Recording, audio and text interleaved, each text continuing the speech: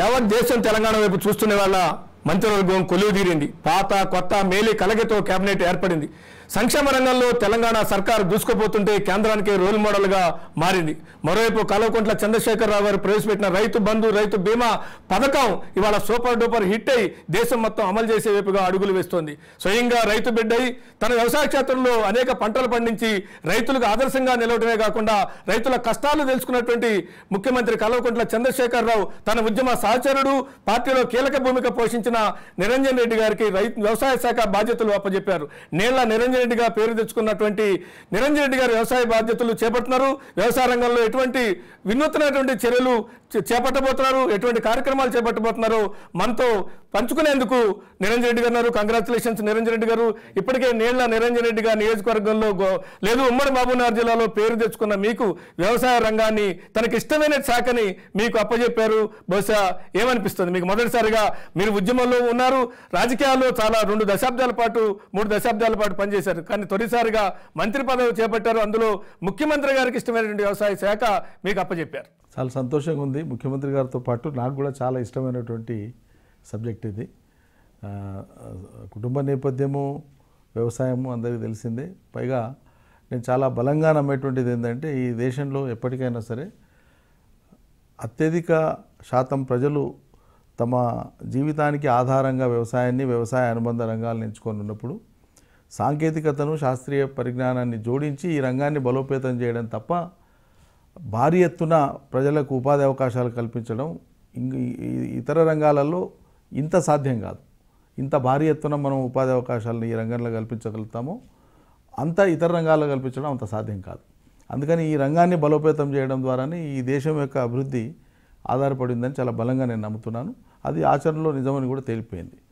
So ముఖ్యమంత్రి గారు తనకు ప్రీతిపాత్రమైనటువంటి ఈ శాఖను, తెలంగాణ ప్రజల భవితవ్యాన్ని మార్చేటువంటి ఈ డిపార్ట్మెంట్ను దానికి అనుబంధంగా ఉన్న ఇతర డిపార్ట్మెంట్లను కలిపి ఇవాళ వ్యవసాయ శాఖ, సమగ్ర వ్యవసాయ శాఖను నాకు అప్పగించడం జరిగింది. వారికి మరోసారి నేను హృదయపూర్వకంగా ధన్యవాదాలు అర్పిస్తున్నాను. ఇప్పటికే సంక్షేమంలో వ్యవసాయ రంగాన్ని ఎక్కించే వైపుగా మొదటి దఫా ప్రభుత్వం కొన్ని చర్యలు చేపట్టింది. ఇందాకన్నట్టుగా రైతు బీమా కావచ్చు, రైతు బంధు కావచ్చు. ఈ నేపథ్యంలో మీ ముందు ఇంకా చాలా కీలకమైన కర్తవ్యాలు, బాధ్యతలు కూడా ఉన్నాయనిపిస్తుంది వ్యవసాయ రంగం సంక్షేమాన్ని దృష్టిలో పెట్టుకున్నప్పుడు. తప్పకుండా కాళేశ్వరము దాదాపు పూర్తిగా వస్తున్నది. వచ్చేటువంటి వానాకాలంలో నీళ్ళు ఇచ్చేటువంటి కృతనిశ్చయంతో ముఖ్యమంత్రి గారు ఉన్నారు. ఒకసారి అది ఆపరేషనల్ అయిన తర్వాత తదుపరి పాలమూరు రంగారెడ్డి, డిండి మీద దృష్టి ఉంటుంది. వాటిని కూడా వేగవంతంగా పూర్తి చేసేటువంటి ఆలోచనతో ముఖ్యమంత్రి గారు ఉన్నారు. త్వరలో పాలమూరులో ఒక రివ్యూ చేస్తామని చెప్పి వారు చెప్పడం జరిగింది పోయిన వారంలో. దాని తర్వాత కార్యక్రమాలని వేగం పెంచుతాం. ఒకసారి సాగునీళ్లు మనం విస్తారంగా తెలంగాణలో అనుకున్నట్లు 1,20,00,000 ఎకరాలకు సాగునీళ్ళు ఇవ్వగలిగే పరిస్థితికి మనం చేరుకున్న తర్వాత దశల వారీగా ఈ ఏటి నుంచి మొదలుపెట్టి ఒక 2-3 ఏళ్ల లోపల ఆ స్థితికి చేరుకుంటాం. ఆ నీళ్లను హేతుబద్ధంగా వాడుకునే క్రమంలో భూసారాన్ని కోల్పోకుండా తెలంగాణలో ముఖ్యమంత్రి గారు తలపెట్టినటువంటి ఒక శాస్త్రీయ విధానం క్రాప్ కాలనీస్, ఏ జిల్లాలో ఏ ప్రాంతంలో ఏ పంటలకు అనువు, ఏ పంటలు అత్యధిక దిగుబడి వస్తుంది. ఉదాహరణకి సోయాబీన్ ఆదిలాబాద్లో వచ్చినంత దిగుబడి మెదక్లోనో మహబూబ్నగర్లోనో వేస్తే రాదు. అదేవిధంగా మొక్కజొన్న కరీంనగర్లో వచ్చినంత దిగుబడి మహబూబ్నగర్లో రాదు. అదేవిధంగా వేరుశెనగ కానీ పప్పు శనగ కానీ మహబూబ్నగర్ జిల్లాలో వచ్చినంత దిగుబడి దక్షిణ భారతదేశంలోనే ఎక్కడ రాదు. అది ప్రత్యేకత. అందుకని వీటిని రాష్ట్ర ప్రభుత్వం ఆ పరిమితి ఉంది, దాన్ని వేగవంతం చేస్తాం. రైట్. అంటే మీరు అన్నట్టు మీరు బాధ్యతలు చేపట్టిన నాటికి దేశం మీ వైపు చూస్తుంది. ఎందుకంటే రైతు బంధు అనేటువంటి పథకం, రైతు బీమా కానీ దేశం మీ వైపు చూస్తున్న వేళ మీరు వ్యవసాయ శాఖ, ఎందుకంటే సంక్షోభంలో ఉన్నటువంటి వ్యవసాయ రంగాన్ని బయటపడించే వైపుగా మొదటిసారి అడుగులు వేసినటువంటి సర్కారు ఏదైనా ఉంది అంటే అది తెలంగాణ రాష్ట్ర సర్కారు, ముఖ్యమంత్రి కల్వకుంట్ల చంద్రశేఖరరావు గారు రూపొందించినటువంటి పథకాలు. బహుశా ఈ వేళ ఈ పథకాన్ని మరింత పకడ్బందీగా అమలు చేయాల్సిన అవసరం ఉన్నాయి. దాంట్లో కొన్ని ఏమన్నా రిఫార్మ్స్ తేవాల్సిన ప్రపోజల్స్ కూడా కొన్ని వచ్చినటువంటి సందర్భం ఉంది. దీన్ని వాటిని కూడా రివ్యూ చేసే అవకాశాలు, దాన్ని మరింత పకడ్బందీగా అమలు చేసేటువంటి అవకాశాలు తప్పకుండా వాటన్నింటినీ సమీక్షించుకుంటాం. ఇప్పటికి తలపెట్టినటువంటి కార్యక్రమాలని ముందు తీసుకుపోవడం, వేగిరపరచడం, కార్యక్షేత్రంలో క్రియాశీలకంగా అమలు చేయడం అనేది ఎట్లా, దీంతోపాటు కొత్తగా మనం రూపొందించుకోవాల్సినటువంటి ప్రణాళికలేంది, దీనికి మొత్తం ఈ శాఖకు సంబంధించినటువంటి పనుల మీదనే ఆమూలాగ్రం కొంత సమీక్ష చేయాల్సి ఉంటుంది. చేసి ముఖ్యమంత్రి గారి గైడెన్స్ తీసుకొని ముందుకు పోతాం. రైతు బంధు రైతు బీమా అమలు చేస్తున్న వేళ ఈ క్రాఫ్ కాలనీల మీద కానీ రైతు సమన్వయ సమితిని మరింత పటిష్టపరిచి క్రాఫ్ కాలనీలను అమలు చేయాలంటే రైతులందరినీ కూడా దాంట్లోకి ఇన్వాల్వ్ చేయాల్సిన అవసరం ఉంటుందేమో నిరంజన్ రెడ్డి. తప్పకుండా క్రాప్ కాలనీలకు సంబంధించి ఇప్పటికే పని జరుగుతూ ఉంది. దానికి సంబంధించినటువంటి వివరాలన్నీ కూడా ప్రభుత్వ యంత్రాంగం వ్యవసాయ శాఖ సేకరిస్తూ ఉంది. ఏ ప్రాంతంలో ఉండేటువంటి పొలాలు ఏ పంటలకు అనువు, అక్కడ ఉండేటువంటి ధాతువులు ఏంటి, అక్కడ ఉండేటువంటి మూలకాలు ఏంటి, అక్కడ వాతావరణ పరిస్థితులు ఏంటి, దిగుబడులు ఏంటి, మొత్తం సమగ్రంగా సర్వే చేస్తున్నారు. ఆ తర్వాత రైతు సమన్వయ సమితిలు ఏదైతే చాలా సుదూర కలగని ముఖ్యమంత్రి గారు దాన్ని ఏర్పాటు చేసినారో దానికి నియమ నిబంధనలను రూపొందించుకొని ముందుకు పురోగమిద్దామనుకుంటే మనకు గత అక్టోబర్ నుంచి మనం ఎన్నికల దీంట్లో పడిపోయినాం, సెప్టెంబర్ నుంచి. ఇప్పుడు మళ్ళీ ఒక వారం 10 రోజుల్లో చూడండి మళ్ళీ పార్లమెంట్ ఎన్నికలు రాబోతున్నాయి. ఈ లోపల అధికార యంత్రాంగం ఈ రైతు సమన్వయ సమితిలు పని చేయవలసినటువంటి తీరు మీద వాటి నుంచి క్షేత్రస్థాయిలో మనం ఏం ఆశిస్తున్నామో దానికి సంబంధించినటువంటి గైడ్లైన్స్ని ఒకసారి మనం ప్రాపర్గా ఇవాల్యుయేట్ చేసుకుంటే ఆ తర్వాత వెంటనే కార్యక్షేత్రంలోకి పడిపోతాం. చాలా పెద్ద ఫోర్స్ అది, చాలా పెద్ద ఫోర్స్. గ్రామానికి 15 మంది చాలా పెద్ద ఫోర్స్ అది, మండలానికి 24 మంది, జిల్లాకి 24 మంది, చాలా పెద్ద ఫోర్స్ అది. సో వీళ్ళు మొత్తం తెలంగాణ వ్యాప్తంగా ఉండేటువంటి మొత్తం రైతు సమన్వయ సమితిలందరినీ కూడా ఆ సభ్యులందరినీ కూడా కార్యోన్ముఖుల్ని చేసి ప్రభుత్వం వ్యవసాయ రంగంలో తలపెట్టి అమలు చేయదలుచుకున్నటువంటి కార్యక్రమాలు ఏంటివి అనేది ఒకసారి వాళ్లకు చెప్పేస్తే క్షేత్రస్థాయిలో వాళ్ళు చాలా పెద్ద ల్యాండ్ అంబాసిడర్స్ అవుతారు. క్రాఫ్ కాలనీలు ఏర్పాటు చేసి ఈ పంటను మాత్రమే ఆ ప్రాంతంలో వేయాలి అనేటువంటి వాళ్ళని కన్విన్స్ చేయడం అనేటువంటి ఒక యజ్ఞం అయితే వాళ్ళకి దానికి ఎంఎస్పీ కూడా కొన్ని పంటలకి మాత్రమే కేంద్రం గుర్తించి ఇస్తున్నటువంటి సందర్భం మనం చూస్తాం. ధాన్యానికో లేదో సీసీఐ లాంటి వాళ్ళు పత్తి కొనుగోలు 1-2 మాత్రమే ఉన్నటువంటి పరిస్థితి కనపడుతుంది. వీటన్నిటిని కూడా ఇవాళ అధిగమించాల్సిన అవసరం ఉంది. ఎందుకంటే రైతులను కన్విన్స్ చేసే ముందు వీటిని కూడా ఆలోచించాల్సిన అవసరం ఉంది నిరంజన్ రెడ్డి గారు. తప్పకుండా. అందుకే ఈ గిట్టుబాటు ధర అంటే ఎంఎస్పీ ఇచ్చేటువంటిదేమో కేంద్ర ప్రభుత్వ ఆధీనంలో ఉంది, మనకు తెలుసు. అది ఎంఎస్పీని ప్రకటించేది కేంద్ర ప్రభుత్వం. ఏ ఉత్పత్తులకైతే ఎంఎస్పీ రాదో, ఏ ఉత్పత్తుల మూలంగా రాష్ట్రానికి మేలైతుంది, రైతాంగానికి మేలైతే అనుకుంటామో, రాష్ట్ర ప్రభుత్వ పరిధిలో ఉండే అంశం ఏంటంటే ప్రభుత్వం ఒకవేళ భావిస్తే, ఒకవేళ అది అవసరమని కనుక ప్రభుత్వం నిర్ణయానికి వస్తే బోనస్లు ఇవ్వచ్చు. ఎంఎస్పీ లేని చోట బోనస్లు ఇవ్వచ్చు. ఉదాహరణకి ఒక పట్టణం ఇవాళ కొత్త జిల్లాలో ఏర్పాటైంది, పరిపాలనని ప్రజలకు చేరువలోకి తీసుకుపోవాలనుకున్నాం. అదేవిధంగా హైదరాబాద్ మీద congestion, irrational migration to Hyderabad. గ్రామాలలో పనులు లేకుండా మేము పట్టణాలకు పోతే ఏదో పని దొరుకుతుందని వచ్చేటువంటి వాళ్ళు పని కోసం రావడం తప్పు కాదు, పని చేసుకోవడం తప్పు కాదు, కానీ వాళ్ళు చేసుకోదగిన పని అక్కడ ఉన్నప్పుడు ఆ పనిని బలోపేతం చేసి వాళ్ళకి పని అందుబాటులోకి వచ్చేటట్లు చేస్తే హైదరాబాద్ సిటీ మీద ఉండేటువంటి కంజెషన్ కూడా తగ్గుతుంది. అదేవిధంగా కొత్త జిల్లాలు ఏవైతే ఏర్పడినాయో ఇవన్నీ కూడా కొత్త జిల్లాలని కొత్త ఎకనామిక్ సెంటర్స్గా డెవలప్ అవుతాయి. మీరంటూ అనేక సబ్సిడీలు ఇస్తున్నారు, ఫాల్ హౌస్లు కానీ ఎరువులు కానీ విత్తనాలు కానీ ఉచితంగానే విద్యుత్ ఇస్తున్నటువంటి పరిస్థితి ఉంది, సాగునీరు అందిస్తున్నటువంటిది, రైతు పెట్టుబడి ఇస్తున్నటువంటి పరిస్థితి ఉంది. దీనిపోడు కొంత ఆధునిక పరిజ్ఞానాన్ని కూడా డెవలప్ చేయాలని ముఖ్యమంత్రి గారు కూడా అంటారు. వ్యవసాయాన్ని ఇంకా మోసపోసిన పద్ధతుల్లోనో వాటిలోనో కాకుండా ఇప్పుడు అన్నట్టుగా క్రాఫ్ కాలనీలతో పాటు ఏ ప్రాంత ప్రజలకు అవసరమైన కూరగాయలు, పాలు ఆ ప్రాంతంలోనే ఉత్పత్తి అయ్యే విధంగా రూపకల్పన చేసుకోవాలి అనేటువంటి దానికి కావాల్సిన కొంత ఆధునిక పరిజ్ఞానం కానీ కొంత శిక్షణ కానీ అవసరం ఉందేమో అనిపిస్తుంది. తప్పకుండా ఈ రైతు సమన్వయ సమితిలు చేసేటువంటి పనులలో నిత్యం రైతాంగానికి శిక్షణనిచ్చేటువంటిది, పంటలు వేసుకునేది కానీ, పంటల్ని సంరక్షించుకునేది కానీ, అదేవిధంగా పంటల వర్తకానికి సంబంధించి కానీ ఇవన్నీ కూడా వాళ్ళకి ఇచ్చేటువంటి శిక్షణలో భాగమైపోతాయి రేపొద్దున. రెండోది ఇంకా అంటే పెట్టుబడి తక్కువ, కొంత ఆదాయం ఎక్కువ వచ్చే వైపుగా కూడా కొంత మోటివేట్ చేయాల్సింది. ఇవాళ రేపు పెట్టుబడి బాగా పెరిగిపోతుంది అనేటువంటిది కూడా వినపడుతుంది. నిరంజన్ యాంత్రికీకరణ ఇప్పటికే చాలా వచ్చింది. మునుపట్లాగా ఎడ్లు కట్టుకొని వ్యవసాయం చేసే చాలా తగ్గింది, చాలా అంటే చాలా తగ్గింది. ట్రాక్టర్ అనేటువంటిది ఒక నిత్యావసర వస్తువు అయిపోయింది వ్యవసాయం. ఊళ్ళో ఇదివరకు అసలు కష్టం, నిత్యావసర పరికరం అయిపోయింది. తెలంగాణ ప్రభుత్వం కూడా మున్పెన్నడూ లేనటువంటి విధంగా చాలా పెద్ద సబ్సిడీ ఇచ్చి వేలాది ట్రాక్టర్లు ఇస్తున్నది. భవిష్యత్తులో కూడా దాన్ని కొనసాగించే ఆలోచనతో ముఖ్యమంత్రి గారు ఉన్నారు. చాలా చాలా అద్భుతమైన ఫలితాన్ని ఇస్తుంది. ఎందుకంటే అది నెట్ ఇచ్చినట్లు రైతు అక్కడ వాడుతున్నాడు, కళ్ళ ముందరగా కనిపిస్తుంది. హార్వెస్టర్ ఇచ్చినా, రొటవేటర్ ఇచ్చినా, స్ప్రింక్లర్ ఇచ్చినా, డ్రిప్ ఇచ్చినా, ఏది ఇచ్చినా అది మిస్యూజ్ కావడానికి అవకాశం లేదు. రైట్. అంటే ముఖ్యమంత్రి గారు ఎన్నికల ప్రచారంలో ప్రధానంగా ఫోకసింగ్ పెట్టారు వ్యవసాయం మీద, ఫుడ్ ప్రాసెసింగ్ యూనిట్ల మీద చాలా సభల్లో మాట్లాడారు బహుశా. ఎందుకంటే రానున్న రోజుల్లో మీరు అన్నట్టుగా క్రాఫ్ట్ కాలనీలు కానీ లేకుంటే ఇతరితర అనేక రైతు సమన్వయ సమితులు కానీ ఇవన్నీ పనిచేస్తున్న వేళ వాటికి కనుక మార్కెటింగ్ కల్పించాల్సిన అవసరం ఉంది. మార్కెటింగ్ కల్పించకపోతే కూడా కొంత ఇబ్బందులు వస్తాయనేటువంటి దాని నుంచి ఫుడ్ ప్రాసెసింగ్ యూనిట్ల గురించి కూడా ఫోకసింగ్ స్టడీ చేశారు. ఇవాళ దేశవ్యాప్తంగా కూడా దాని నీడ్ పెరిగింది.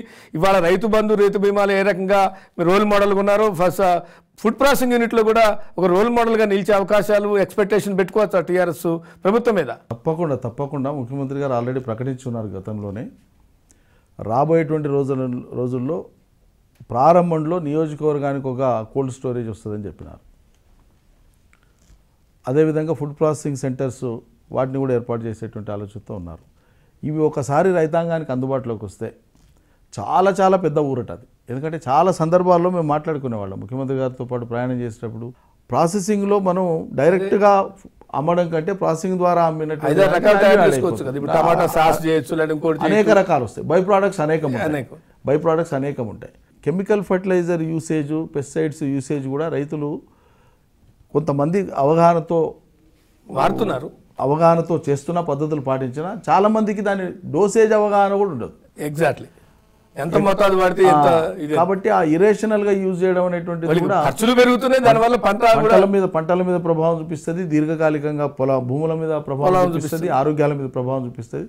సో ఈ రైతు సమన్వయ సమితిలు రేపు రాబోయే రోజులలో ఈ పాత్రను కూడా పోషించాలి. ప్రధానంగా వ్యవసాయం సంబంధించింది మనం రైతు బీమా ఇస్తున్నారు, కానీ కేంద్ర ప్రభుత్వం రూపకల్పన చేసినటువంటి పంట బీమా ఏదైతే ఉందో అది చాలా అశాస్త్రీయంగా ఉంది. దాని మీద చర్చలు అనేక మార్పులు వచ్చినాయి. మండలం యూనిట్, జిల్లా యూనిట్, చివరికి మరి రైతు యూనిటా గ్రామ యూనిటా ఏంటి అనే దాని మీద ఒక క్లారిటీ లేదు బహుశా. అంటే మీరు వ్యవసాయ శాఖ చెప్పారు కాబట్టి దీని గురించి కూడా కేంద్ర ప్రభుత్వానికి మరి డైరెక్షన్ ఇవ్వటమా, మనం కొంత రికమెండేషన్ చేయటమా రాష్ట్ర ప్రభుత్వం నుంచి, దీని మీద కూడా ఒక దృష్టి సారించాల్సిన అవసరం ఉందేమో అనిపిస్తుంది.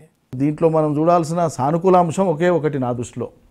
కేంద్ర ప్రభుత్వం కూడా మొట్టమొదటిసారి 70 ఏళ్ల స్వతంత్ర దేశంలో ఈ దేశంలో రైతు వైపు చూడాలి అనే ఒక స్పృహ వచ్చింది. ఈ స్పృహ నుంచి ముందుకే ప్రయాణం చేయాల్సి వస్తుంది రేపటి పాలకులు ఎవరైనా తప్ప వెనక్కిపోవడానికి వీల్లేదు. సో ఆ రకంగా ముందలి కాళ్లకు కేసీఆర్ బంధనం వేసినాడు కేంద్ర ప్రభుత్వానికి. ఇవాళ ఎన్డీఏ ఉండొచ్చు, రేపు ఇంకోరు కావచ్చు, ఎవరైనా ఉండొచ్చు. ఆ కేంద్ర ప్రభుత్వం రేపు ఏర్పడబోయేది ఎవరైనా సరే తెలంగాణ మోడల్ రైతు బంధును దేశవ్యాప్తంగా అమలు చేయాల్సిన ఒక అనివార్యతనైతే కేసీఆర్ కల్పించింది వాళ్ళు. ఇది ఒక సానుకూలమైన అంశం. ఈ మార్కెటింగ్లో దళారీ వ్యవస్థ, ఇందాక మీరు అన్నట్టుగా పంట వచ్చే సమయానికి ధర పడిపోతుంది, మళ్ళీ పంట అయిపోయిన తర్వాత ధర పెరుగుతుంది. ఈ రకమైనటువంటి దళారీ వ్యవస్థను కూడా నిర్మూలించాల్సిన అవసరం ఉంది అనేటువంటిది ఒక పదే చర్చకు వస్తుంది. మొదటి దశలో మార్కెటింగ్ గిడ్డంగుల నిర్మాణం అనేటువంటిది చాలా విజయవంతంగా పూర్తి అయిపోయింది. చాలా నాకు తెలిసి కొద్దిగానే మిగిలిన సంఖ్య నాకు ఎగ్జాక్ట్గా తెలియదు, కనుక్కోవాల్సి ఉంది. కాకపోతే ఎక్కువ శాతం నాకు తెలియవచ్చింది ఏంటంటే ఎక్కువ శాతం గోడౌన్లు ఇప్పటికే పూర్తి అయ్యాయి నిర్మాణం. కొన్ని మిగిలి ఉన్నాయి, కొన్ని మాసాల్లో పూర్తి అయ్యే ఉన్నాయి కూడా.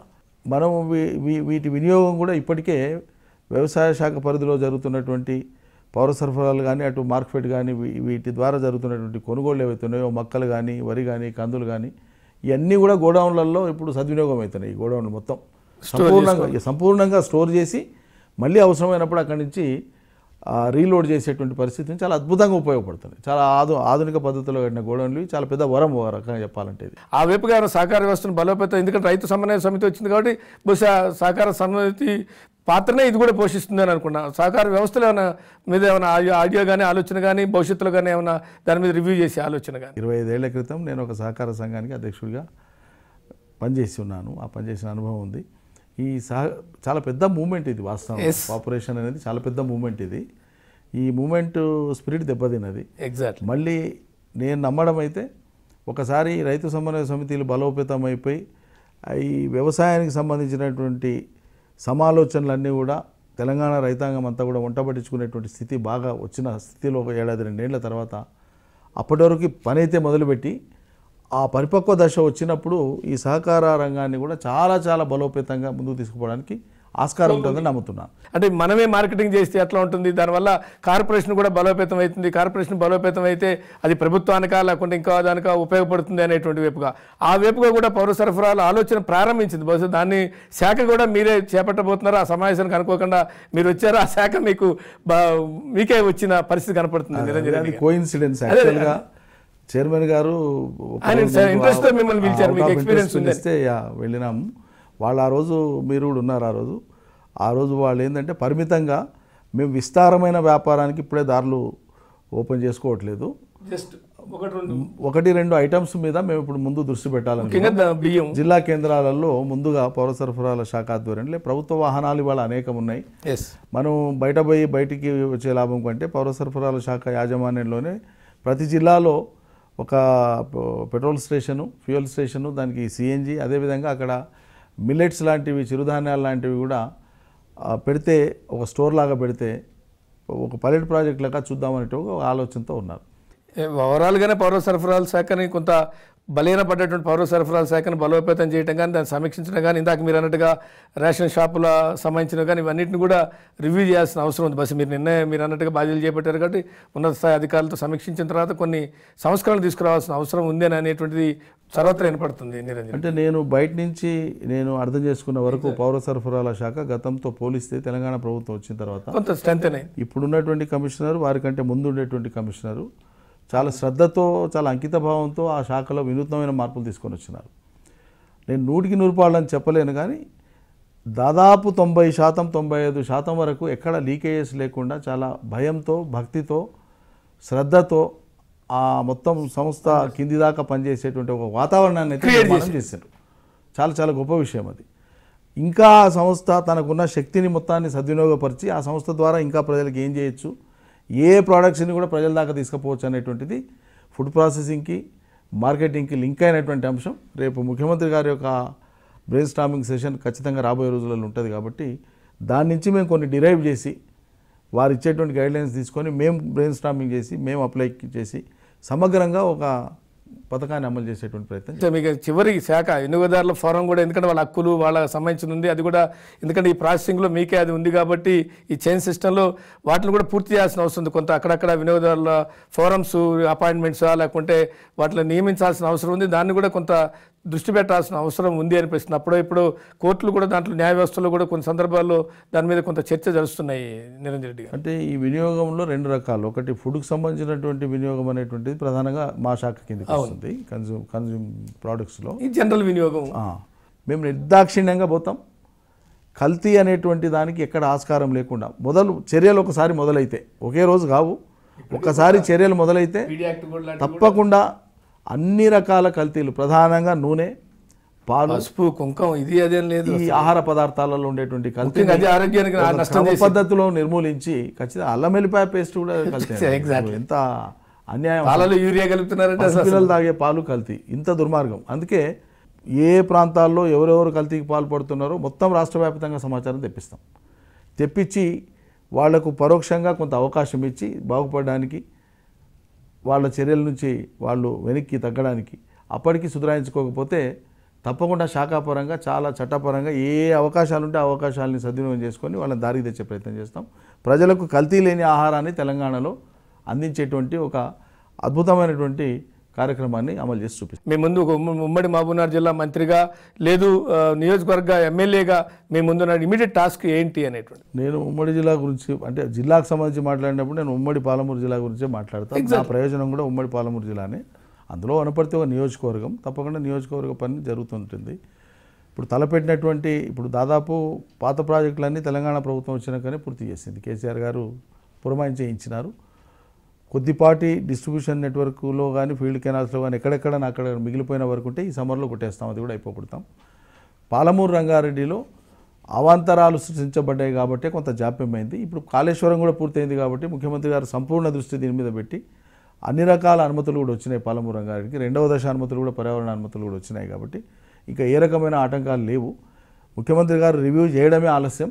తక్షణం వాయువేగంగా ఆ ప్రాజెక్టు ముందుకు పోవడానికి మేము వెంబడిపడి ఆ పనులు పూర్తి చేస్తాం. సాగునీటి ప్రాజెక్టులను పూర్తి చేయడం ద్వారానే మహబూబ్నగర్ జిల్లాలో, ఉమ్మడి మహబూబ్నగర్ జిల్లాలో 20 లక్షల పైచిలకు ఎకరాలకు వ్యవసాయ యోగ్యమైనటువంటి భూములకు మేము పారుదల ఇచ్చే అవకాశం ఉంటుంది, నీళ్ళని ఇచ్చే అవకాశం ఉంటుంది. పూర్వపు ముఖ చిత్రం ఏదైతే ఉండేనో, కరువు, వలసలు, పేదరికము, చావులు, అంబలి కేంద్రాలు, ఉచిత ప్రచారాలు, ఇతర పార్టీల వాళ్ళ వీటన్నింటికీ తాళం పడిపోతుంది. ఇప్పటికే సగం జిల్లా సస్యశ్యామలమైంది. మిగతా సగం జిల్లాను కూడా ఈ టర్మ్లో కంప్లీట్ చేసేసుకుంటాం. రైట్, మీరు పాలమూరుని పరిచే విధంగా అనేక చర్యలు తీసుకుంటారు. కానీ పొలిటికల్ టాస్క్ కూడా మీకు ఉంటుంది. ఎందుకంటే ఇమీడియట్గా మీరు పార్లమెంట్ ఎన్నికలు ఉన్నాయి, ఆ తర్వాత స్థానిక సంస్థల ఎన్నికలు కూడా జూన్ 4, 5 ఎంపీడీసీ జెడ్పీడీసీ ఉన్నాయి, 12 కల్లానేమో జెడ్పీ చైర్మన్ ఎన్నిక కూడా ఉన్నాయి. బస్ అది కష్టం కాకపోతే కానీ ఇమీడియట్ టాస్క్ కూడా మీకు ఒకటి ఉంది మీ మీద అనేటువంటిది. తప్పకుండా మా గౌరవ శాసనసభ్యులు అదేవిధంగా పార్టీ నాయకులు, ఎంపీలు, మాజీ ఎంపీలు అందరినీ కూడా వాళ్ళు కలుపుకొని ఒక సమన్వయంతో లీడ్ చేసి జిల్లాలో ఉండేటువంటి 2 పార్లమెంట్ సీట్లు నాగర్ కర్నూలు, మహబూబ్నగర్ 2 కూడా గొప్ప మెజార్టీతో గెలిపించుకొని వస్తాం. ఖచ్చితంగా గెలిపించి తీరుతాం. ప్రజలు కేసీఆర్కు టీఆర్ఎస్కు ఓటేయడానికే సిద్ధంగా ఉన్నారు. వాళ్ళ దృష్టి దాని మీదనే ఉంది. పక్కకు మరల్చడానికి అవకాశమే లేదు. ఇంకా పెరుగుతుంది. ఈ ప్రభుత్వం వచ్చింది, అనుకున్న దానికంటే ఎక్కువ ఫలితాలు వచ్చినాయి. మళ్ళీ కేసీఆర్ చాలా గొప్ప కార్యక్రమాలు తలపెడుతుండు కాబట్టి ఆయన చేతుల్ని బలోపేతం చేయాలన్న స్పృహనే ఉంటుంది ప్రజలకు. అప్పుడు పోయిన అసెంబ్లీ ఎన్నికల్లో ఎవరైనా పొరపాటుగా ఏని వాళ్ళు కూడా ఎవరైనా ఉంటే ఇప్పుడు పార్లమెంట్కి వాళ్ళు కూడా కలిసి వస్తారు. రైట్. చివరిగా మీరు కొత్తగా బాధ్యతలు చేపట్టారు. ఇంకా భవిష్యత్తులో అధికారులతో ఆయా శాఖలు ఏవైతే మీ కింద ఉన్నటువంటి మార్కెటింగ్, పౌర సరఫరాల, సహకారమా, లాంటి వినియోగదారుల, వ్యవసాయమా, ఇలా అధికారులకు కానీ రైతాంగానికి మీరు టీ న్యూస్ ద్వారా ఇచ్చేటువంటి ఒక మెసేజ్.